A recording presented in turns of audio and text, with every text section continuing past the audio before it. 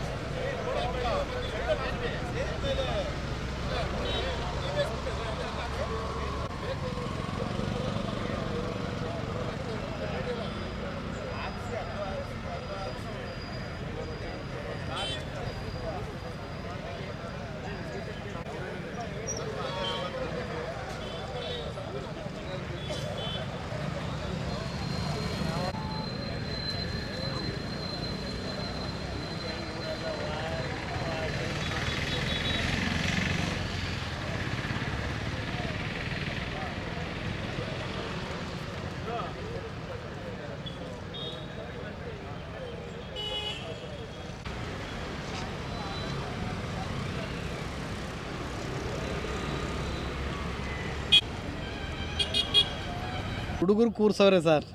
ಈ 3 ವರ್ಷದಿಂದ ಹೋದ ಸಾರಿನೂ ಕೂಡ ತಾವುಗಳು ಯಾರು ಬಂದಿರಿ ಅಂತ ನೆನಪಿಲ್ಲ. ಹೋದ ಸಾರಿನೂ ಕೂಡ 3 ವರ್ಷದಿಂದನೂ ಕೂಡ ಮಾಡಲೇಬೇಕು ಅಂತೇಳಿ 10 ವರ್ಷಗಳಿಂದಲೂ ಕೂಡ ಇದು ಅದೇ ರೀತಿ ನೆನಗುದಿಗೆ ಬಿದ್ದಿತ್ತು. ಈಗ ಹೋದ 8 ತಿಂಗಳಾಯಿತು ಅನಿಸುತ್ತೆ ಕೆಂಪೇಗೌಡ ಜಯಂತಿಯಾಗಿ. ಅವತ್ತೊಂದು ದಿನ ಮಾಡಲೇಬೇಕು ಅಂತೇಳಿ ಎಲ್ಲ ಹುಡುಗರೆಲ್ಲ ಅವತ್ತೇ ಪುತ್ಥಳಿನ ರೆಡಿ ಮಾಡಿಸ್ಕೊಂಡು ಬಂದಿದ್ದಂಥ ಸಂದರ್ಭದಲ್ಲಿ ಈ ಭಾಗದ MLA ಆದಂಥ ಶ್ರೀವಾಸ ಸಾರು, ಚಾಮರಾಜ ವಿಧಾನಸಭಾ ಕ್ಷೇತ್ರದ ಹರೀಶ್ ಗೌಡರು ಅವರೆಲ್ಲ ಬಂದು ಹುಡುಗರುಗಳಿಗೆ ನಾವಿದ್ದೇವೆ, ಇನ್ನು 15-20 ದಿನ ಟೈಮ್ ಕೊಡಿ, ಅಪ್ಲಿಕೇಶನ್ ಹಾಕಿದರೂ ಕೂಡ ಕಾರ್ಪೊರೇಷನ್ಗೆ 1 ಅಲ್ಲ 10 ಬಾರಿ ಅಪ್ಲಿಕೇಶನ್ ಹಾಕಿದರೂ ಕೂಡ ಕಾಲಾವಕಾಶ ಕೊಟ್ಟಿಲ್ಲ, ನಮಗೆ ಅವಕಾಶ ಮಾಡಿಕೊಡ್ಬೇಕು ಅಂತ ಅವರೆಲ್ಲರನ್ನೂ ಕರೆಸಿ ಕೇಳಿದಾಗ ಇನ್ನೊಂದು 15 ದಿನ 1 ತಿಂಗಳು ಟೈಮ್ ಕೊಡಿ, ನಾನು ಮಾಡಿಸ್ಕೊಡ್ತೀನಿ ಅಂತ ಹೇಳಿದರು. ಅದೇ ರೀತಿ ಅವರು ಇಲ್ಲಿವರೆಗೂ ಕಾಯ್ಕೊಂಡು ಬಂದಿದ್ದರಂತೆ. ನಿನ್ನೆ ದಿನ ಬಂದು ಹುಡುಗರುಗಳು ಕೂರಿಸು ಹಿಂಗೆ ಮಾಡಿದರು ಅಂತ ಹೇಳಿದ್ರು. ನನಗೆ ಪೊಲೀಸ್ ಇಲಾಖೆಯಿಂದಲೇ ಹೋದ ಸರಿ ನೀವೇ ಇದ್ರಲ್ಲ ಕೊಟ್ಟರೆ ನಿಮ್ಮ ಹುಡುಗರುಗಳು ಯಾರೋ ಹಿಂಗೆ ಕೂರಿಸ್ಬಿಟ್ಟವ್ರೆ, ಇದನ್ನು ತೆರವು ಮಾಡಬೇಕು ಅಂತ ಹೇಳಿದ್ರು. ಆವಾಗ ನಾನು ಬಂದು ನೋಡಿದಾಗ ನಮ್ಮ ಜನಗಳೆಲ್ಲ ಬಂದು ಸೇರ್ಕೊಂಡು ಹೆಂಗೆ ತೆರವು ಮಾಡ್ತೀರಾ, ಇದನ್ನು ಮಾಡೋಕ್ಕಾಗಲ್ಲ, ಇದನ್ನು ನೀವೇ ಉಳಿಸ್ಕೊಡ್ಬೇಕು ಅಂತೇಳಿ ನಮ್ಮನ್ನು ದುಂಬಾಲು ಬಿದ್ದು ಎಲ್ಲರೂ ಕೂಡ ಬಾಯಿಗೆ ಬಂದಂಗೆ ಮಾತಾಡೋಕ್ಕೆ ಶುರು ಮಾಡಿದಾಗ ಆಯ್ತಪ್ಪ ನಾವೆಲ್ಲ ಕೇಳೋಣ ಅಂಥೇಳಿ ಅಧಿಕಾರಿಗಳಿಗೂ ನೋಡಿ ಸರ್ ನಮಗೆ ಕಾಲಾವಕಾಶ ಕೊಡಿ, ಮೈಸೂರು ಉಸ್ತುವಾರಿ ಮಂತ್ರಿಗಳಿಗೂ ಕೂಡ ನಾನು ಮಾತಾಡ್ತೇನೆ. ಈಗ ಅವರು ಸಿಕ್ಕಿಲ್ಲ, ಸಿಕ್ಕಿದ ನಂತರ ನಾನು ಮಾತಾಡ್ತೇನೆ, ನೀವು ಯಾರೂ ಕೂಡ ಇದನ್ನು ಯಾವುದೇ ರೀತಿ ಡ್ಯಾಮೇಜ್ ಮಾಡಬಾರ್ದು ಅಂಥೇಳಿ ನಾನು ಕೇಳ್ಕೊಂಡಾದಮೇಲೆ ಅವರು ಆಯಿತು ಮಾತಾಡೋಣ ಸರ್, ನೀವು ಮಾತಾಡಿಸಿ ಅಂತ ಹೇಳಿದ್ದಾರೆ.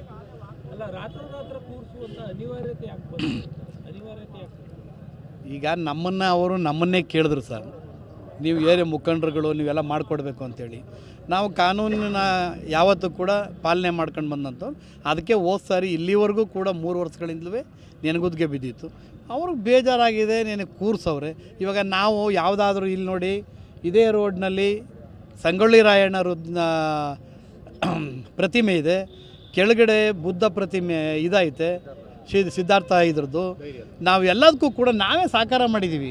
ಮಹಾನ್ ವ್ಯಕ್ತಿಗಳ ಹೆಸರನ್ನ ಪ್ರತಿಮೆನ ಅನಾವರಣ ಮಾಡಲಿಕ್ಕೆ ನಾವು ಯಾರು ಕೇಳೋಕ್ಕೆ ಯಾರು?